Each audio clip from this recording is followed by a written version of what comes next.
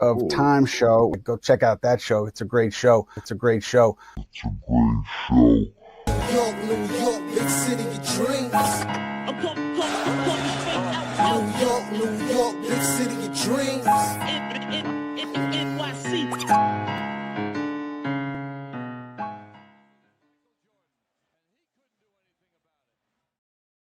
What's going on? This is Jay Ellis from the Knick of Time Show, here giving you that Knicks talk just in the nick of time.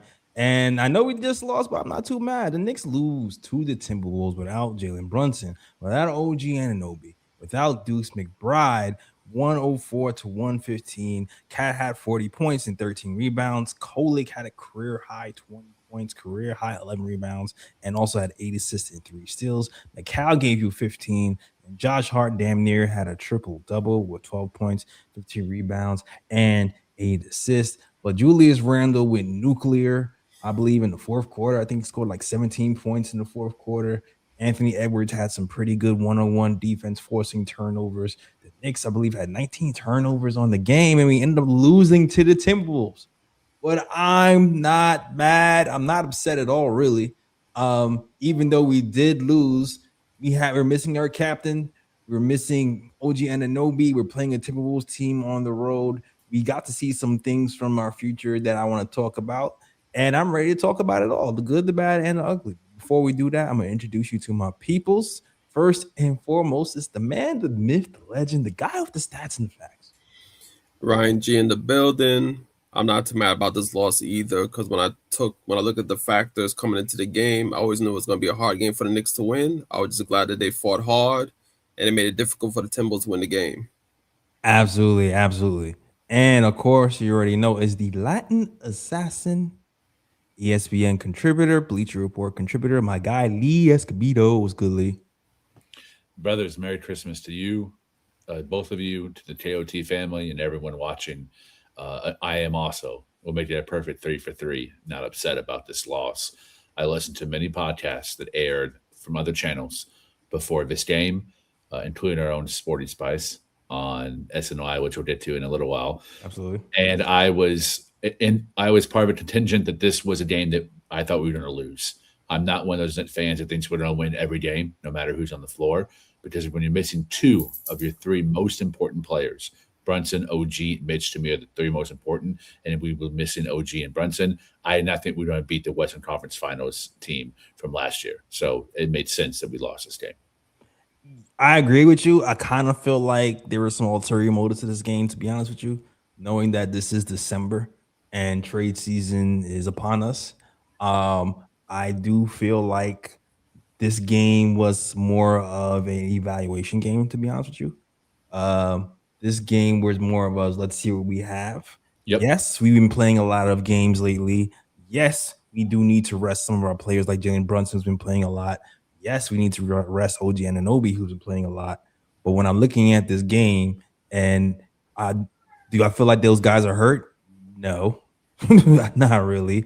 But I feel like there was a purpose to this game, to see how our bench, our young guys, our reserves react to NBA level competition, to see if they can step up, to see if they can withstand pressure, and just to see how they can respond mentally.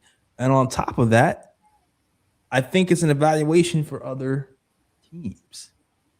I think it's an evaluation for everybody. So that's, to me, those are the real things that I'm looking at. I'm looking at I wasn't really looking at I was not really trying to figure out if he's gonna win or lose a game. I'm evaluating process. I'm evaluating who's stepping up. I'm evaluating mental fortitude. I'm evaluating those things today, not necessarily wins or losses today, which is why I'm not mad. I'm not upset about this game, because I understand what it is. This is an interesting part of the season, and an interesting wrinkle, because a game like this, I'm not even sure. I don't want to keep mentioning Tibbs, but I don't even know if Tibbs would be on board of doing something like Hell this. No. Absolutely not. He would not. Hell no. Yeah, like, I don't see him resting Jalen Brunson for a game knowing he's completely healthy, resting OG Anunoby, and then playing Pacome Dadier 10 minutes with Diawara. So although we lost, this is unprecedented territory for me as a Knicks fan over the last 4 or 5 years or whatever. It's kind of seeing this meeting point of championship contention and play the kids meet. I never thought I would see those points meet in my lifetime, and today we're here watching the championship team playing the kids. So I want to get your thoughts, man. What are your thoughts? What's your thoughts, Lee, on the game so far today, and what were your takeaways? JLS, we don't usually talk about our points before the podcast starts, but I always find it fascinating and a little fun when you and I agree off rip. I thought it was the same motive for this game. It was a process game. It's can these kids fit into our system, the schemes, both offensively and defensively, and execute? Can they be in the right places? Can they close out? Can they do a little show that they're fundamentally sound up to eventually be in the rotation when the time calls for them, or should an injury arrive? Knock on wood, it doesn't. And also, this was a projection game, both for the Knicks front office on where guys are at in real NBA minutes, and for other teams to do the same type of evaluation as potential trade partners with the Knicks, whether it's a salary dump or an investment in one of our young players or a swap for an older vet, so on and so forth. Is it worth trading straight up, or do we need to add in a second-round pick? Right. That question was answered for most of the players who played tonight, who were young. So, yes, you and I are on the same page, and I'd probably assume Ryan is too, because he's a smart guy and he's very level-headed. And most of all, I walked away from this game pretty happy with just about the performance of everyone, except for Mikal Bridges. But the wider sample size of Mikal Bridges tells me that I don't even give a damn that he played like ass this game, because he's been so overwhelmingly amazing the rest of the season that he didn't have an off game, and I'm okay with it. He's probably the one player I wasn't impressed with. Hut Porty, I thought, gave really solid minutes as the backup five. So give some standouts, and then we can go player by player. I thought Ariel Hot Porty showed that he's a pretty solid screen setter. I disagree with Jay. I don't think he's consistently there. I thought tonight his screens were better, especially the down screens that got him in some lob positions, even though we didn't find him. Kevin McCullough Jr., I'm out. And Bacom Dadier, double down out. Bacom Dadier is absolute ass. Cannot wait to just unload that contract and get Dean Pate up here on a two-way, and then move up Trey Jameson a third into a standard NBA deal. But Tom Dadier, to me, he's not NBA ready, and we're going to have to attach a pick in order to unload him, especially if he's attached to BBO Sully. That's going to be even harder to move those two contracts, because they're such net negatives. However, Muhammad Diawara, this was the first time I think I saw my pops, who I watched it with, didn't be impressed by his minutes. My dad mentioned he plays a little ad control, and just the way that his body looks on the court, but I have very high IQ. I point out to my pops, he has a very strong handle. He's able to kind of move across the court to his sweet spots where he might be able to get an opportunity to set a screen and to pin down action, and then get the ball back and then possibly go for three, which we saw him in one opportunity where he hit that three. And I like his handle getting to the rim. He's not yet there as a finisher, but I was happy with what I saw, and I was happy with the process and him integrating into those minutes. I think that's why he got a lot of minutes with the starters as well, because of the way that he was producing. But yeah, Tyler Kolek again, almost damn near a triple-double. I think Ryan was the one that said it the last time I wasn't here. I watched a show. He's forced himself into the rotation conversation, and I think that he needs to have minutes no matter what happens when Deuce comes back, Shaman comes back. Kolek must stay in the rotation henceforth. I agree with almost everything. I have pushbacks for two things. One, I actually wasn't mad at the Bacon minutes today. I actually wasn't mad at it. I felt like there was a time where he had like two or three deflections in like one play. I felt like he guarded Anthony Edwards pretty well on a fall away, even though he hit it because it's freaking Anthony Edwards. But I thought like he guarded you as much as he can guard you. Like, I still wish he scored. He didn't score anything. That's the one thing I was really hoping for. I was hoping we'd actually get a bucket, because he scored 28 points in the G League the other day. So we were hoping there would be some carryover with some confidence in the game. But I guess what I'm looking for from him is, like, I feel like the defense to me in general was my biggest problem with him, and I felt like he played a little better defensively today, which is what I'm looking for. Maybe if I'm bugging, if y'all saw something else, let me know. But I thought he did better than I thought he would, honestly. You want me to respond, or you want to go to Ryan? Yeah, you go ahead and respond. I had no problem with the defense. I've actually thought he's been slightly below average defender for the majority of the minutes that he's shown in real NBA time, Same. which is not a knock on him. But slightly below average at this point of his development is actually a plus for him. It's the offense. It's hitting those threes that the offense is generating for you. And he is either unable to hit those threes or deflects and passes out in open opportunities, which then screws up the entire flow of the wheel offense. So that is the reason that I'm not in on him, because just about every single player on the roster can play at least average NBA level defense. I'm even going to give Karl-Anthony Towns and Jalen Brunson that signifier as well. So I'm not worried about Patoma on defense. It's can you hit the shots, which makes you a rotation player. That's why Shamet became a rotation player. That's why Deuce became a T-dog in the rotation. That's why Hart is back in the starting lineup. If you can't hit the shots, you can't play the minutes. Yeah, I guess I look at it differently because he's 20.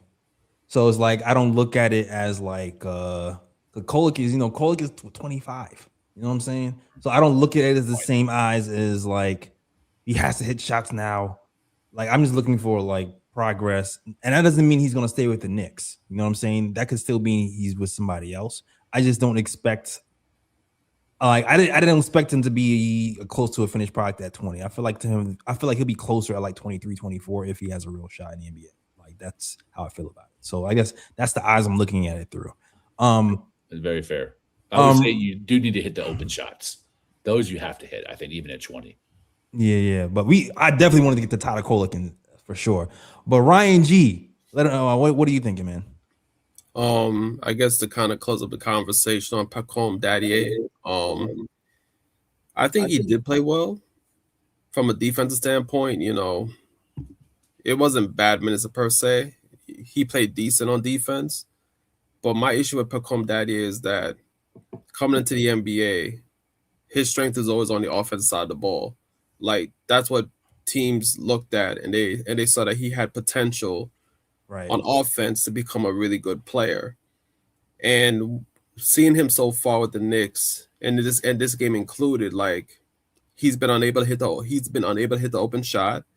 He's been unable to generate any offense in these games, and that's where my concern is, because I'm like, if he's coming into the NBA and scouts are looking at him and they're like, yeah, he's going to be a good offensive player in this league, and yet although he's not at the peak of his development as of yet, but he's still struggling to hit shots, he's still struggling to generate some kind of offense, that's the part that concerns me about Pacome Daddier. So I'm not fully out on him, but I wouldn't be upset if the Knicks traded him. I'll leave it at that. Agreed. Yeah, Diawara, I think out of all the young guys that don't get a lot of minutes, I think Diawara is probably the most impressive. Yep. Out of it, and Huck Porty does have his moments as well. So I think those two are pretty solid, and the Knicks should definitely keep those guys around and have them continue to develop within the team they have at the moment. Overall, I thought the game was.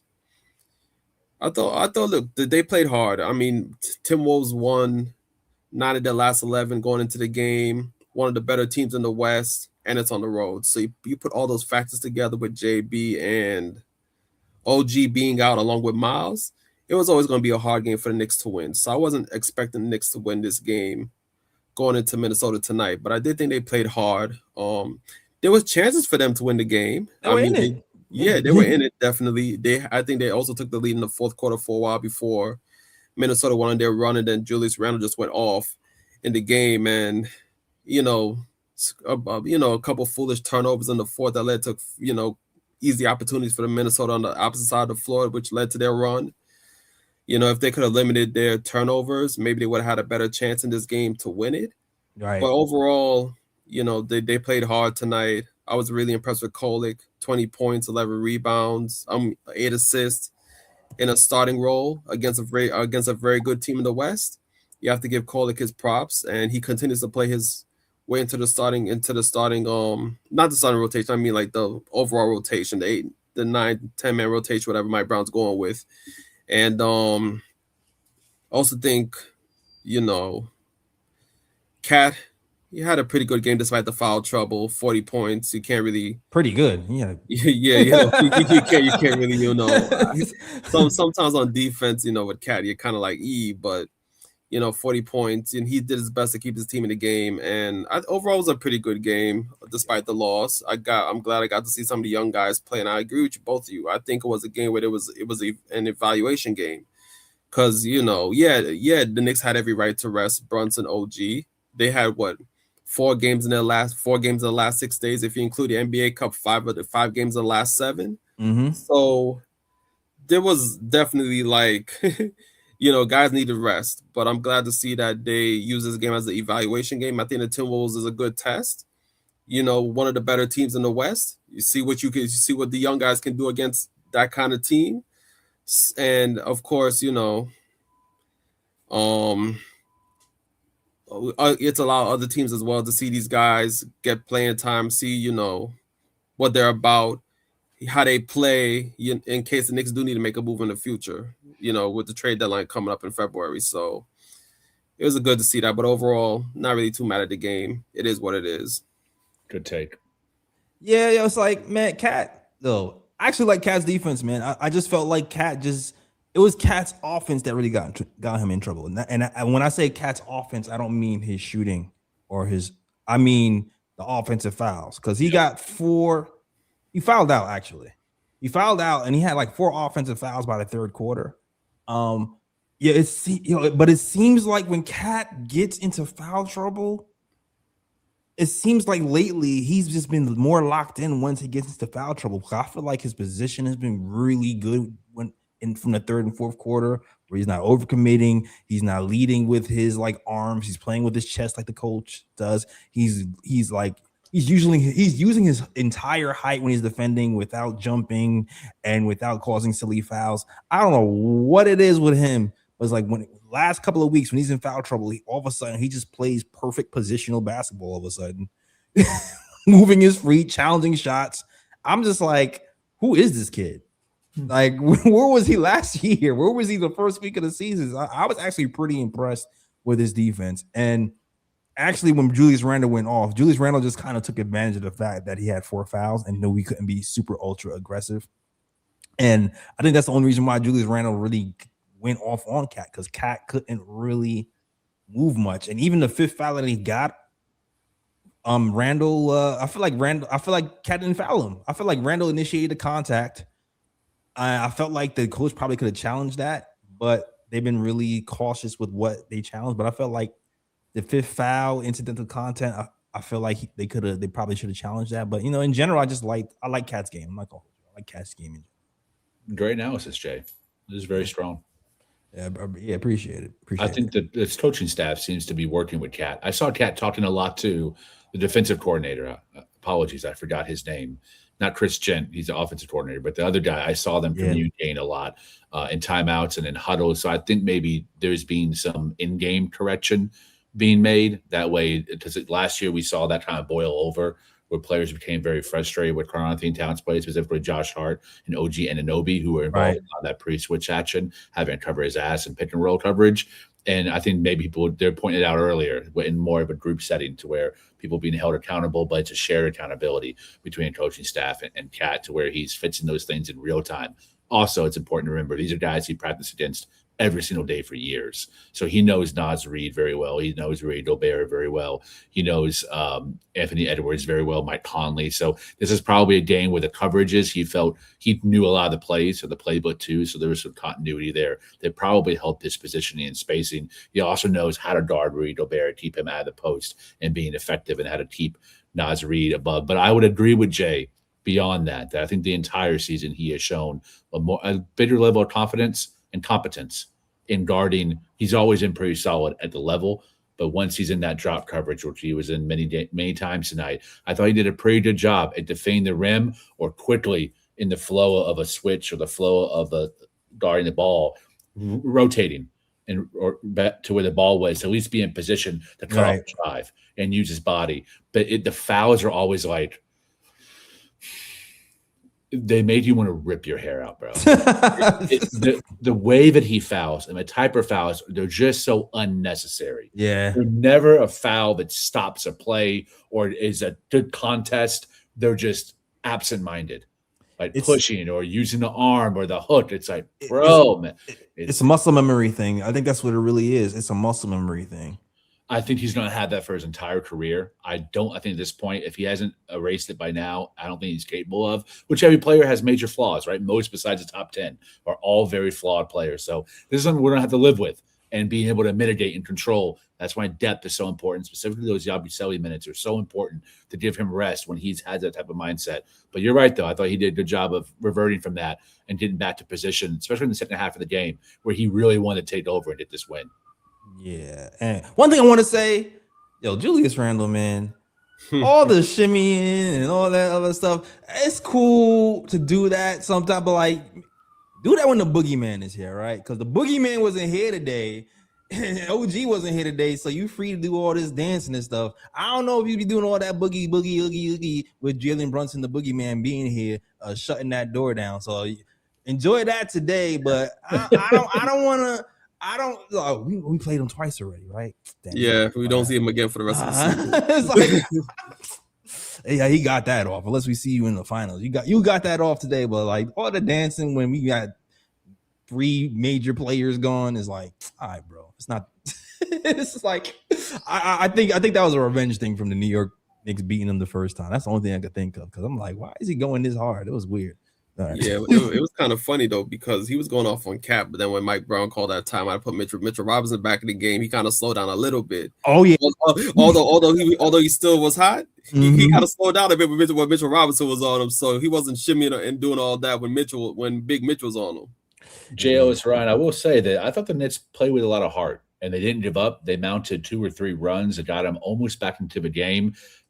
I have no doubt that if Brunson or OG, just one of them, played, I think we would have won this game. Me too. Which, I mean, what a metric that is, guys. This is a team that was in the West Conference Finals last year that I was watching them, and I was like, all right, they don't have Jaden McDaniels. They still look super talented. Some of their bench players just come into their own and filling some of those roles. Debo looks more comfortable playing alongside Anthony Edwards.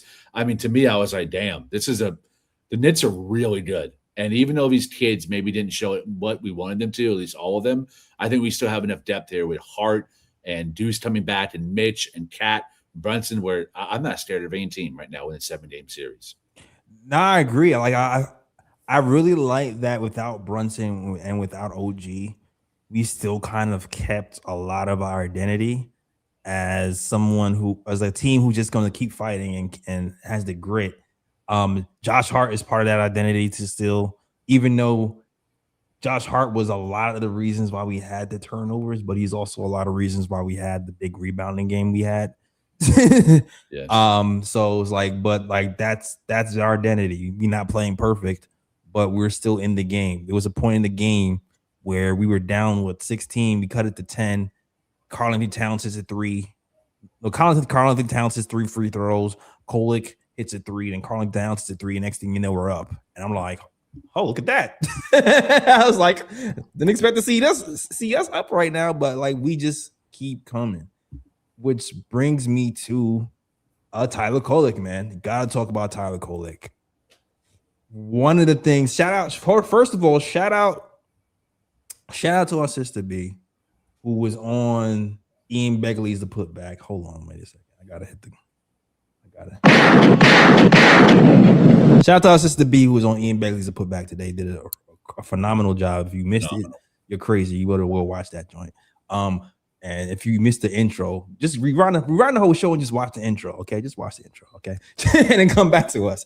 All right. But so like one of the things that Ian mentioned in the putback was that one of the things that Ian mentioned in the putback was the Jose Alvarado situation between the Knicks and the Pelicans, where he kind of feels like there might be interest from both teams. He's not sure if that'll go to the finish line as far as a trade, but at the same time, he can see a world where that gets to the finish line. So like it seems like the Knicks still might be in the Jose Alvarado business. So like I said before, this whole thing is an evaluation. Now, Jose Alvarado is a coveted player by the NBA. right? Jose Alvarado is going to be wanted by more than one person, one team.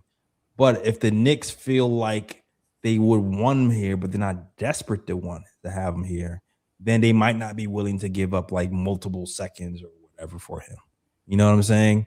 Or Kolek or whatever the price is. They might go, you know what? We like what Kolek is doing. We liked how he played versus the Timberwolves. Maybe we won't go as high as everybody else will. So maybe that's what this evaluation is about too. And when you're looking at Tyler Cole's game today, he did pretty well. Like I said, career highs in points, assists, and rebounds. And it wasn't a perfect game. He didn't shoot. He wasn't super efficient. But the shots that he made, for the most part, were shots where you feel like they're makeable. They're mid-range shots. You've seen him make it a few times.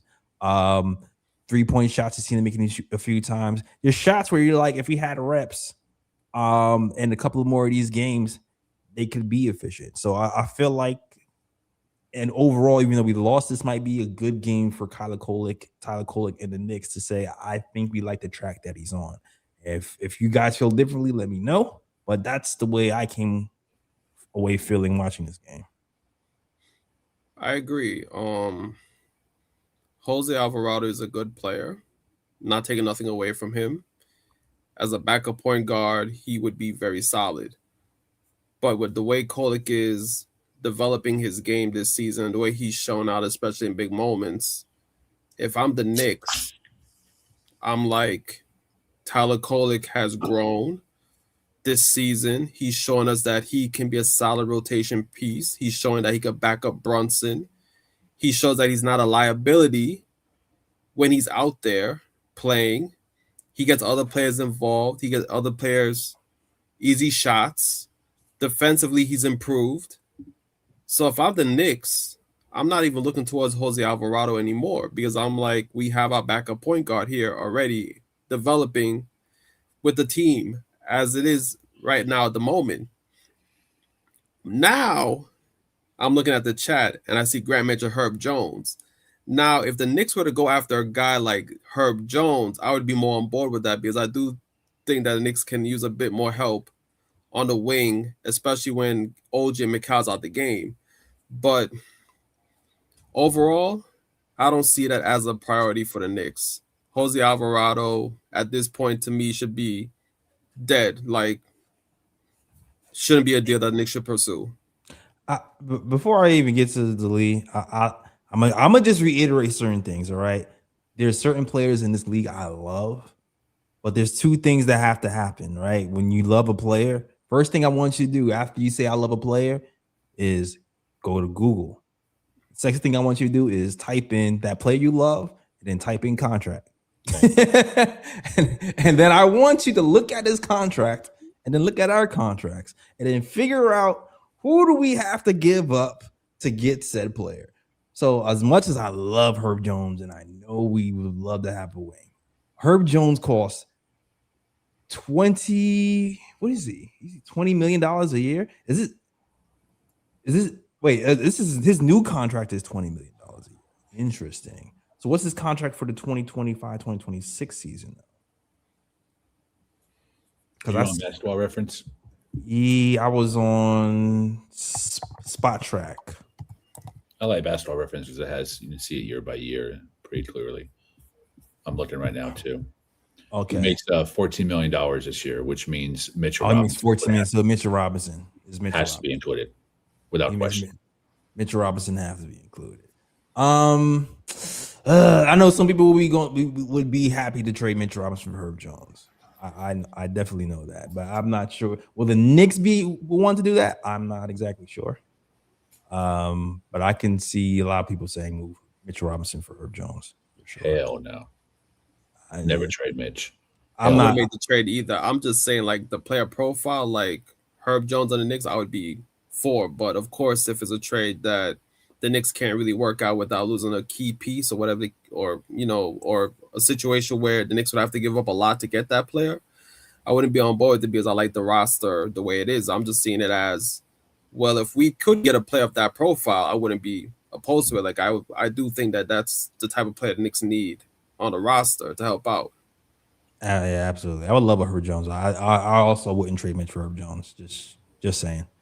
I just wanted to get that out there. But back to Tyler Kolek, though. I think we talked about Kolek. Did you guys finish your thoughts on Tyler Kolek in this game, or did you have more to get to? Haven't started yet. Yeah, Lee. Yeah. Oh, sorry. Go ahead, Lee. I was a huge fan of the process that Tyler Kolek went through today. I think I'm going to talk about some of the pros and cons. Mhm. The thing with Tyler Kolek that is I liked watching him when he's lead ball handler, and he was only lead ball handler for about 40% of his minutes. I think Josh Hart was actually lead ball handler for the majority of the time for my eye test. But you can kind of see the plays being ran more with him than Brunson, because Brunson's just he finds a switch he likes. The play doesn't matter anymore. He's gonna be that first option immediately. He's probably not going to pass either. Kolek looked in the pass, so you actually see the play go through its infancy stages all the way to execution. And I really saw that, man, we're running a lot of that stat pick and roll, which is like multiple guys setting screens at one time, where Kolek can either go right or he can go left. Yeah, screen and rescreens a lot. Yeah. Mm-hmm. Yes. And Mitchell Robinson was an extremely active screener tonight. That seemed to be on purpose to try to get Tyler Kolek downhill. We saw a return of that high pick and roll action that Jalen Brunson was involved with Tom Thibodeau special with Mitchell Robinson. Mitch was doing that a lot for Kolek. Multiple screens, too. It's in some possessions, in a single possession above the three-point line, 3 to 4 times Mitchell Robinson was screening for Tyler Kolek, which I was like, give him a lob. All that work he's doing, let's find Mitch for some lobs. He tried. There were multiple times I thought that Cat had lobs for Mitch, Hart had lobs for Mitch, Kolek, and they just, it didn't execute, which is unfortunate. But I also saw a lot about delay action too, and delay action is so key to the 5-out concepts and the wheel concepts, which is taking 1 or 2 time, slowing down to allow off-ball action, whether it be an off-ball screen or a cut or a curl, to then free things up, right? So that you're kind of delaying it and to get into your set. And also, once you're in your set, once the passer, in a lot of the case, this was Kolek to Mitch. Mitch was on ball a lot today. Sometimes he dribbled, sometimes he didn't, but this was on purpose. Kolek would give the ball to Mitch, and then he would immediately flare back to Mitch and get the ball back. That's a key concept of a delay action, because it allows other things to set while you're off ball, the point guard comes back and then finds a guy who now is relocated or in the position that he's going to be into. Okay. I learned today. Okay. Yeah, so it's really interesting. I was able to see all these things. Whereas Brunson, again, you just kind of like zone out and you're like, Brunson's about to cook. Kolek's a little bit different. I thought Kolek executed Mike Brown's principles really well, but where he failed, he doesn't have the foot speed. Now, I hope the bracket's in here, because I wanted to have a little back and forth with him. Kolek has trouble. It's not his dribble. It's the foot speed and the athleticism to break that wall. And Minnesota was really sending 2 to the free throw line, really creating a wall for him to where he was able to get open off of the screens. He was choosing the right screen, whether to deny it or to take it. But once he got about 15 feet from the basket, he had a lot of trouble breaking the wall and using his athleticism or counters or footwork or vertical to get to the hoop. He started relying on his jump shot, which worked, and the push shot, which worked. But getting to the rim, I saw that and I was like, if he's not sharing the court with Brunson, you can't have him as a primary ball handler playing with Deuce in the playoffs. You're going to be able to steam him out of that. But if he's playing it with Brunson, you can't send 2 to the ball anymore. You have to play him straight up. And now he has enough foot speed to be able to get by most single coverages to get to the rim. Now you can run all that same action and he's getting 2 points. But as the lead ball handler without Brunson, it's going to be tough. And tonight showed it. He was super effective in other ways. His reads, his IQ, find the right guy, even getting some rebounds, almost had a triple-double. But to be a real offensive first option threat at lead guard, man, you got to have that JB in there as well. Cat's not enough. Cat wasn't enough to create space, in my opinion. But correct me if I'm wrong, but like there's 2 to the ball, that means there's somebody open. So it's like it might not even just be that. It could just be somebody relocating for like a passing lane. If there's 2 it could. You're right. But to me, Rudy Gobert is such a great defensive coverage. He can guard 2 on his screen and hedge in a smart, corrective way where he can still get back and run out shooters. The problem with the Knicks was we didn't have a shooters tonight. But Kel Bridges ain't hitting that 3. We really struggled to generate threes. Minnesota knew that. So you can have more risk to Rudy Gobert being that secondary helper in the paint, because you don't have to worry about running out and guarding who? Jordan Clarkson, you live with that. That's a shot you're okay with. Diawara, oh my God, Become Dadier for the second quarter. I thought Minnesota played a really good coaching game. They steamed really well against us. It was a great chess match. Mike Brown didn't have that many pieces, that he usually does. But I thought he did a good job at what he had. And I thought he did a good job too. The wrinkle he did, that Tibbs would not have done, was putting Josh Hart on ball when he saw Kolek struggling. getting to the rim, he started making Hart the initiator, lead guard, and Colwood started playing off ball, and almost like a facsimile of what Brunson and Cole would do. He was doing it with Hart, and that got him a little bit more downhill when now Cole was able to attack the rim. And I was like, I see you, Mike Brown, man. You cooking over there, you and Chris Chen. Overall, I thought we had a chance to win this game, but we just had OG. I think we would have. But, Minnesota's a great team, man. Shout out to them. Great coach, great roster. Yeah. I thought Josh Hart was playing a little bit of guard. Something. I mean, maybe I'm bugging. I thought he played a little bit of guard last season. I'm saying he was lead guard a lot. No, he was definitely lead guard a lot. I mean, it helped, but also hurt because he had 6 turnovers, 8 assists. So happens when Brunson's not there. Yeah, he giveth and he taketh. For sure. Yeah, it's 1-on-1. Yeah, but great analysis with Kolek. I do, for the most part, I feel like he read the game well. There was a few times where I felt like the size of Gobert at the rim bothered him a lot. Yeah. And even like there was a time in the fourth quarter where he was making a push and he decided to challenge Gobert. And at that moment, I was like, bro, bring that out. But so it's like, I mean, but for the most part, he made the correct decisions. Yep.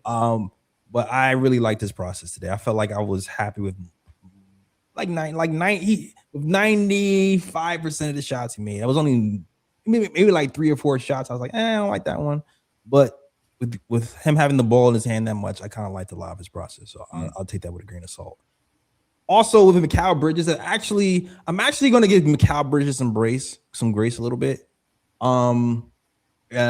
Now here's the one thing with Mike Brown that I still feel like we need to work on, and I felt like this might be the perfect opportunity to work on it without Jalen Brunson and OG here. And this is maybe the one big critique that I have.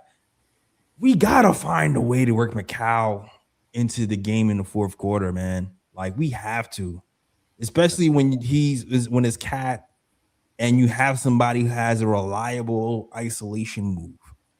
Like he's been one of the best mid-range shooters last season on the Knicks, and he still kind of has that game, and we never go to it in the fourth quarter, or we never go to like a Mikal Cat pick and roll, which has been good this season. Like we haven't gotten a lot of that. So that's like the one thing I'm begging Mike Brown to do. Like I feel like he's been hitting all the right buttons offensively for us. You're cooking, bro. But that is the last button that he hasn't pushed yet. And this was the perfect opportunity to push that button, and he didn't. 1. 2, giving Mikal Bridges grace. I'm giving Mikal Bridges some grace because dude had to guard Anthony Edwards all night. And usually we have multiple wing defenders to kind of help take that load off. But now you don't have OG Anunoby. You got Josh Hart playing 40 minutes, and now he's bringing the ball up. So now he's kind of tasked with just guarding Anthony Edwards all night long and kind of being the offensive hub. And I think it took his legs. And the moment I realized it took his legs was in the fourth quarter when we were pushing the ball up, and they passed the ball to Kolek passed the ball to a trailing Mikal Bridges for a pull-up 3, and he severely airballed that joint. And I think he missed another shot really bad right after that. And after I saw that, I was like, oh, I don't think he has his legs. I think he's like gassed. And there was a time he was open in the corner, and Tyler Kolek chose to go for the layup. And for the most part, I'm like, kick it out for 3 because we're down so much. But at that point, he was so gassed, I wasn't even mad that Tyler Kolek took that layup because I just thought that Mikal just didn't have it. So that's why I'm giving Mikal some grace. Like, I feel like in regular nights, we would have multiple defenders guarding him for most of the nights. But we only had Diawara play 10 minutes, Kolek played 10 minutes, and then Mikal had to guard him for the damn near the whole night. But that's it. I don't know if you have anything to add to that, or Ryan G. Can you haven't said anything? Second. No, I think you make a very valid point. When you're guarding a guy like Anthony Edwards on the offense side of the ball, you're always going to be busy because Ant is one of the premier players in the league, and dude gets buckets, and if you're going to make him work hard on offense to get buckets, that's going to tire you out on the offense side of the ball, and that's basically what happened to Mikal tonight. I I think the reason why people are probably getting on McCall a bit is because probably within the last few games or so, he hasn't performed as well as he did earlier in the season. I think that's why people are kind of turning on him at the moment. It's, and saying how his performances have dropped down a bit. But I think overall, I agree with you, Jay. I mean, when you're guarding a guy like Anthony Edwards all game, you're going to get tired. And it's hard to sustain high energy defense and high energy offense. It's hard to sustain that for a game, especially when you're playing 37 minutes in a game. So I'm going to give Mikal grace somewhere, but I do expect him to bounce back eventually because he's shown that he has resilience as a player. So I'm expecting him to get back to his game eventually. But I agree. I think that there should be ways he should be incorporated into the offense more in the fourth quarter, but also think that Mikal's a bit too passive at times. So that's what makes it a bit difficult because he doesn't really have the personality to be like, you know what, give me the ball. I'm gonna get my shot off and this and that. Like Mikal more plays in the Florida offense, and if he gets the ball in a good position, he'll take the shot. But he's not really a guy that's gonna force it, you know. So at the same time, though, I feel like Josh was the point guard, so maybe make him the point. I don't know. Maybe make him the point guard in the fourth quarter in spots, and that would help. Because, like I said, like pick and roll Cat. That's been the thing that's been working with McCall and Cat. We haven't really seen it. This is a time where there's no Brunson. Yes, we go Kolick, but yes, Josh is a good passer, but maybe you switch that up too. Like, I don't know. I mean, that could work, but I just think his personality is more so get it within the Florida offense as opposed to like a player that you're gonna run multiple plays for and he's gonna take over per se. Like I feel like he was like that with the Nets because he had no choice.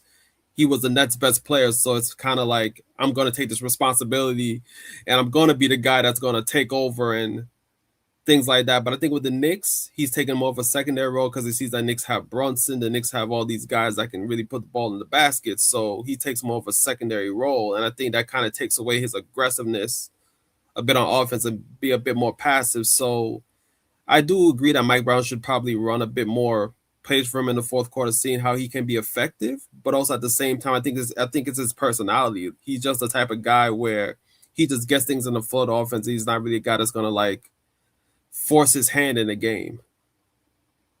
Good point. So that's fair. It's fair. That's just my 2 cents. The only other thing I really want to touch on is like Mike Brown, man. It's funny watching. It's just funny being a Knicks fan. It's just funny being a Knicks fan complaining for so long that the kids don't play enough. And then like we getting into a championship year and we're just like, well, we're really not going to bleed K the Cliz this year because it's a championship year. And then you look up on the court and you see freaking Diawara with Kolick and Ariel Hogporty and McCullough. You're like, wait, huh? Wait, this is the championship year, right? This is the year when finals are bust. And that's the lineup. Okay, it's funny. It's funny because I feel like our 2022 Knicks fan self wanted to see something like this, but then when you saw it on the court, you realize that maybe you don't want to see it as much as you want. Because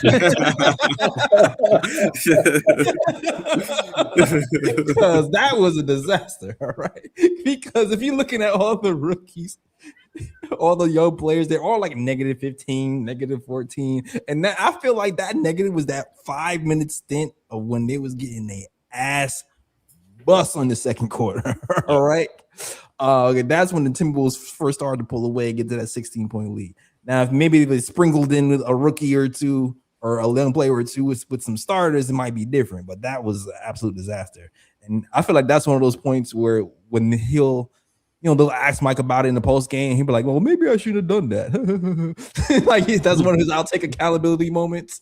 Yeah, that might have been one of his take accountability moments. Like maybe I shouldn't have played 4 young guys at one time. I don't know.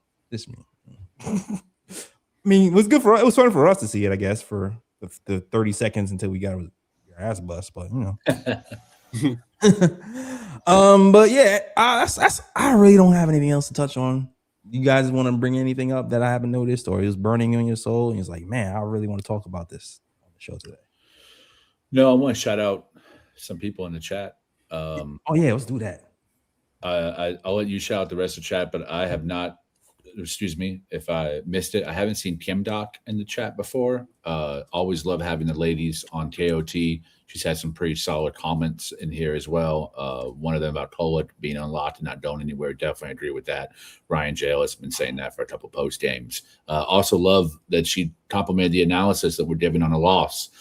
Still being able to break down pluses and positives that we can look forward to for the rest of the season. So shout out Kim Doc. Love to have you here. Not sure if it's your first time or not, but welcome and hope to see you again.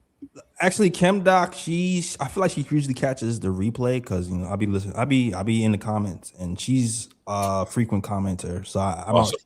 So shout out to Kim Doc. She's a frequent commenter. You can join the ladies.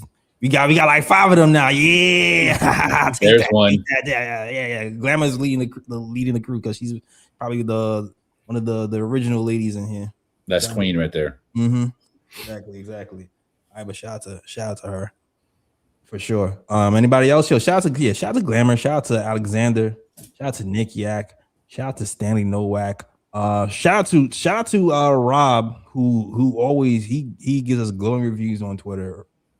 About how good the show is, the analysis, how he watches a bunch of shows. Appreciate that. And we have a great balance of analysis and humor and entertainment. And which is what we aim for because who wants to be all stuffy all game? Like, come on, this is basketball, bro. Like, I got into basketball because basketball was fun. I like to play. When I was a kid, I played basketball for 8-10 hours straight, and then I would watch the Knicks for the same amount of time. All right.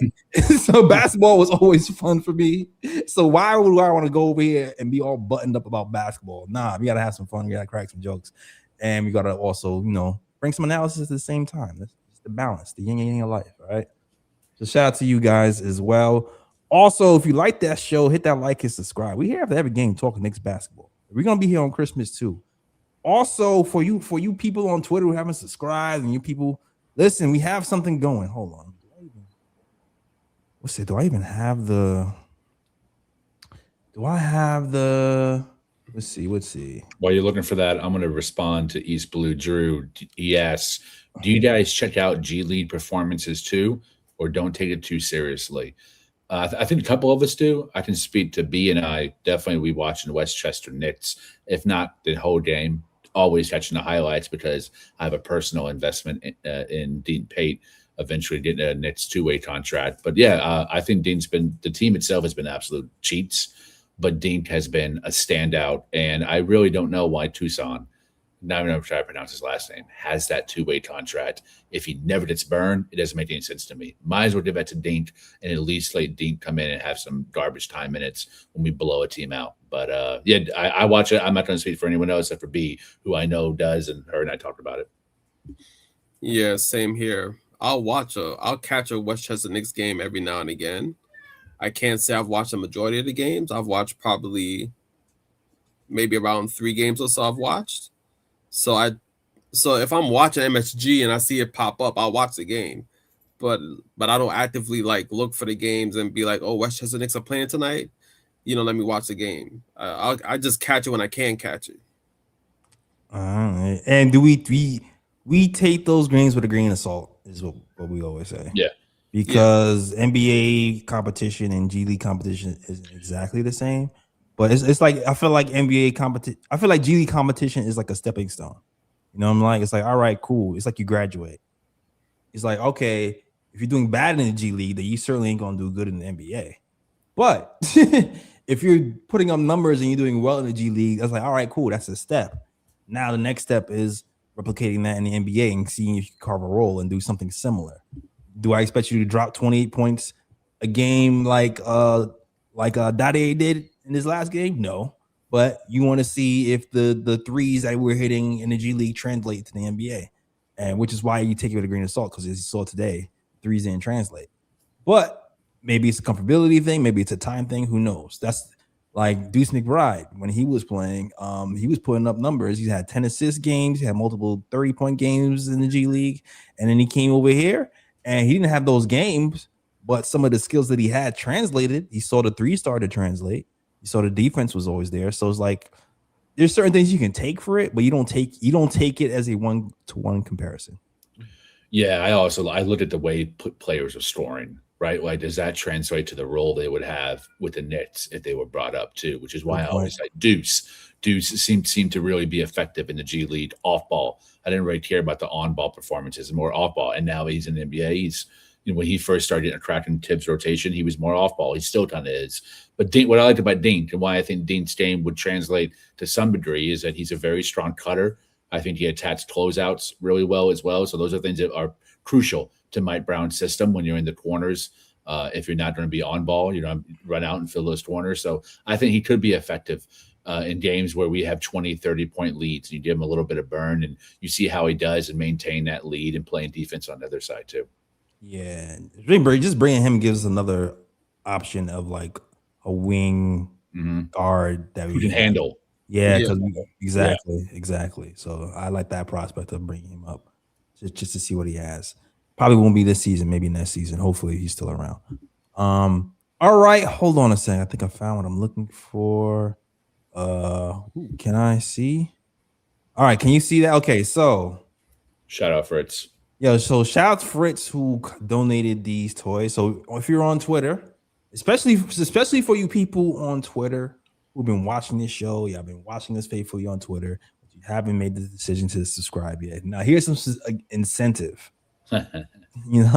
Here's some incentive to join the YouTube community and subscribe, because we definitely love all of the retweets and everything you guys do for us, but the most value that we get as a community for the KOT fans is in YouTube. So if you are on Twitter and you're watching this, you follow these directions to win 2 official Jalen Brunson Funko Pop toys. First you gotta do is you gotta subscribe to the YouTube channel.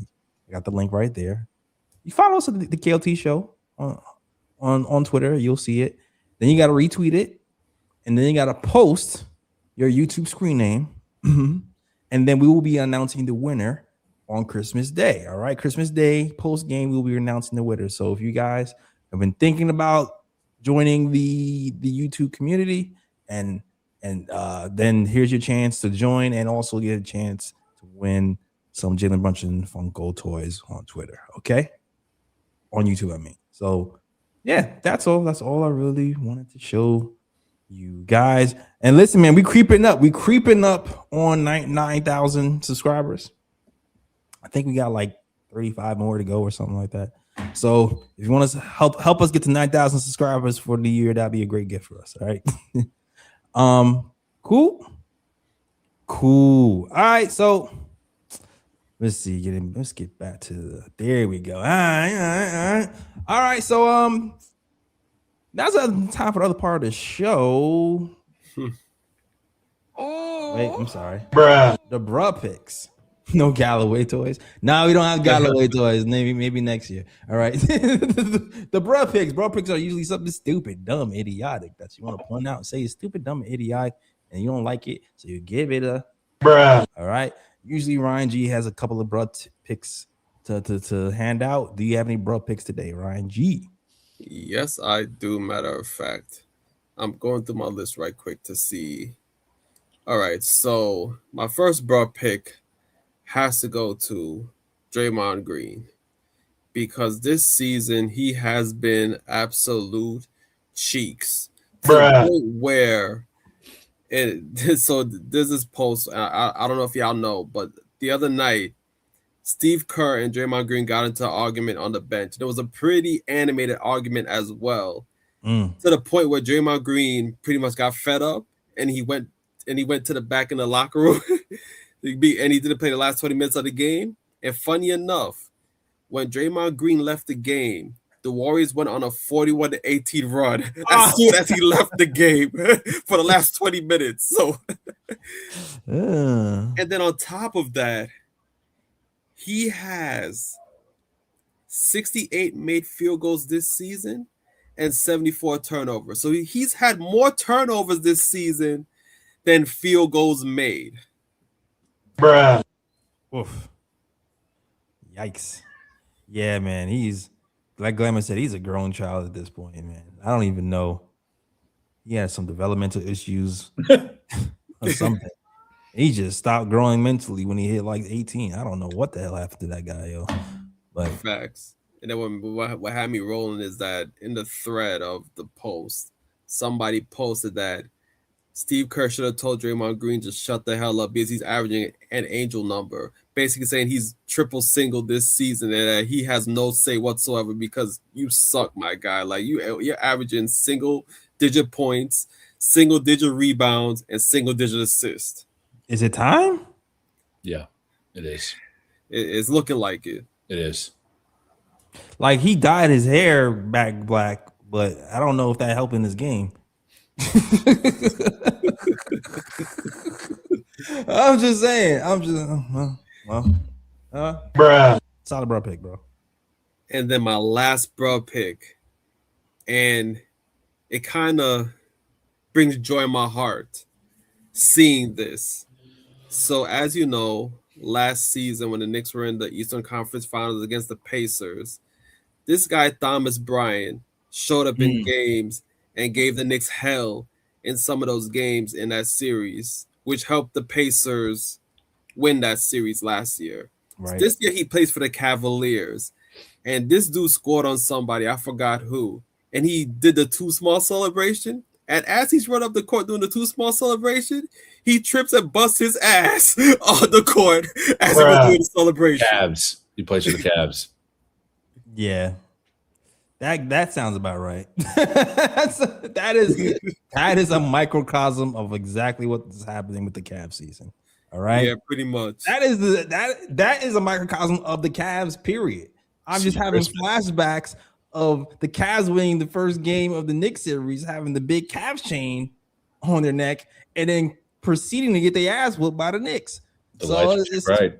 With metaphorically busting their ass while they're going down the court after they make it too small symbol. It's pretty much the same thing. That's what I'm saying. Bruh. Okay.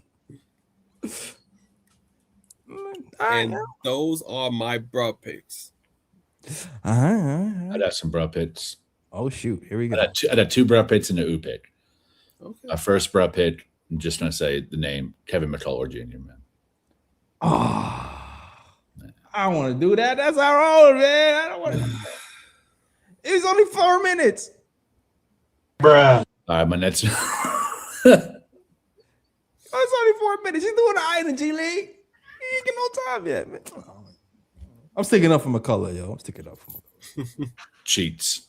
What else? Was that my only bro pick? Oh, look, man, I did call it a hater a lot on Twitter because I call out, people cosplaying as reporters. I call out various publications, other podcasts. Now, I've been trying to do it less and less, but I find it egregious when it just outright BS is being spread as if it's verified truth. And all the rumors about Dante DiVincenzo, the Minnesota Timberwolves have submitted trade proposals to the Knicks and just waiting for the Knicks to say yes so a trade can happen. It's like, come on, man. Like I asked what a national beat reporter, but I know if there's any truth to that. He was, I haven't heard any of this. And then Ian basically confirmed it today that both sides are downplaying it and that there's no real traction there. So let's not try to do nits for clits when we're championship contenders and you're still trying to get clits to give you a better output on your article, man. It's not worth it. So that's all I'm going to say. But I did call it a hater a lot that I might, beating up on these kids. And I'm like, listen, life's a rough world. I think fake it till you make it is a good idea when you're first starting out. But if you're just putting outright conjecture and lies out there, maybe that'll be held accountable for it. So that's all I'm saying. And then my pick, Bruh. you know who this is. Be the motivator, man. Now we definitely all on Diva Flowers when she's here on Christmas, but I think it's important to Diva Flowers also the day that she had her put back with Ian Bedley premiere. This is the hottest start I've ever seen. Now, B's been doing her thing for a while, but she's been a regular on her show just this season already. And Ian Bedley has scoped her out and been like, yo, that's a rising talent for sure. Now, I consider myself a pretty damn good scout for talent. Listen, man. All right.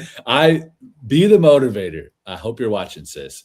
She was someone on Twitter who I would say, she would say some really strong takes. And I was like, me, I love strolling. I love engaging. I would engage her in some debate. And we would go back and forth for hours. Listen, if y'all don't know me, I can debate. I have no threshold. I will debate As long as you want to debate, if it takes days, I've muted you months. here because I was at work. I was like, I can't debate. I got stuff to do. Listen, I will keep going. You're gonna get me fired. I had to mute.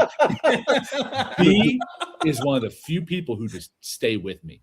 Not just stay with me. She would articulate really good points. And afterwards, I would hit her in DMs. And I was like, yo, I think the people really enjoyed that because I would see people were starting engaging with us and liking and retweeting and sharing our back and forths. And I was like, she has a really smart mind and she has a really good eye for talent and a great perspective, unique, fresh perspective on the NBA and especially the Knicks. And the points we agreed on were the most important points, right? Mitchell Robinson's importance. Jalen Brunson is a real 1A. Tom Thibodeau is an elite coach, which we agreed on. And so when I told Jay, man, we got to bring her on the KOT show, and we had her on with Uncle Freezy in that guest spot when I hosted. It was just, I just felt like she would be a perfect fit for our family. And to now see her not just have success with podcasts. By the way, watch the ones with her and Jay. Excellent chemistry, 1-2 punch between those two. But, you know, Jay's the maestro, so no surprise there. But to also be on Ian and to hold her own against a career reporter like Chris Splash, Christian Winfield, and Ian, to hold her own and not have a professional multimedia background is not easy. I've been in that chair where she is. I got nervous. And I've been doing this for 15 years. For her to come through and to express herself and articulate herself and to have great points, especially that point by Dante DiVincenzo, but not Trey Mitch for him. I thought she stood on business. I thought she was a really, really strong articulator and expressed herself really well and represent the KOT show as best as anyone could possibly ask for. So we appreciate the shout out, sis. Thank you for putting us on your back. And I'm really extremely proud. I can't wait to give you flowers face to face on Christmas Day. Oh. Nah, B killed that. B killed that. That's a fact. And it's funny because I was actually on Dexter's show and I came back and y'all was still going. It was like 2 hours. It was 3 hours later. I was like, all right. I know I actually had to hold it down. It was probably wrapped up by the time I get back. It was 2-3 hours later. I was still going. I was like, this is crazy. So I know. I was like, I watched the show too. Since y'all still going 3 hours later, I watched the show too. I was like, oh, B's killing this stuff. And I could already see the people in the chat was reacting. I was like, oh yeah, she gotta come back. She gotta come back. And yeah, rest is history. So yeah, definitely. And the funny thing is about B is I was like not looking for anybody else to come on the show because we already had Ryan, we had Ebony, we had Lee. I was like, we got mad people. But yeah, when we came on, I was like, oh nah, we gotta have B. Screw that. One more. One more. All right. But yeah, she had a great show with Ian and she killed it. She definitely killed it. So good job, B. And her video is doing numbers. Damn near 5,000 views already in day one. She surpassed my video, surpassed your favorite podcaster's least favorite podcaster. There's a lot of people she's blown out the water right now with her view. And it's because of her Tates. Like, let's be honest, man. She stands on business and she's extremely smart. Absolutely. Shout out to B, did a great job. I think she's wrapping Christmas presents right now. All right. Shout out to B. Mom first. Yeah. You gotta do it. Mom's first now. And as far as clutch points, you already know my running with clutch points, so I'm not going to defend them. I'm sorry. Because, like I said, I had my running with clutch points back in the day, and yeah, that's all I have to say. I already said that story on the show. If you know, you know. All right. All right. That is the show. Thank you guys for watching. Lee, let me know where you can find you, sir. Bring the smoke on Twitter at _Lee Escobedo, LEEESCOBEDO. I'm off this week, so I can debate 24/7 all day, every day. Even pull all-nighter if you're into it. If you want to get frisky, got some heat coming out. Bleacher Report, The Guardian, always doing like 4 articles a day for Yard Barker on various NBA topics. Yeah, man. Catch me in these streets. All right. Ryan G, let them know they can find you, sir. You can find me on Twitter at RyanGKOT, and I admit I do gotta post more. I rarely post, but you know, it's life. I can barely find time to post, so hopefully life can open up for me a bit so I can post more of my takes on there. Yeah, you can also find my Instagram at Sir G is chilling. Sir G is chilling. That's SIR. G is CHILLIN. I just want to wish everybody on the KOT show happy holidays and a Merry Christmas. I also want to wish everybody in the chat happy holidays and Merry Christmas as well. Exactly. All right. You can find us at the KOT Show on Twitter, the Knick of Time Show on Instagram, and the Knick of Time Show on Facebook as well. And we will be back on Christmas Day for that Christmas game. I would like Deuce McBride for Christmas. Can we make that happen? Me too, Jay. Me too. Yeah. What's your Christmas gift? I don't need any presents. I just need Deuce McBride suiting up and playing some backup minutes. That's it. All right. All right, yo. That is the show. Thank you guys for watching. And as always, shout out the Worldwide West. Everywhere we go, we leave a worldwide mess. Mess out here in these Knicks streets. That's the show. We out of here. Peace. Yo, watch the intro when I log off, because the intro is fire. All right. York, New York, big city of dreams. New York, big city of dreams. NYC.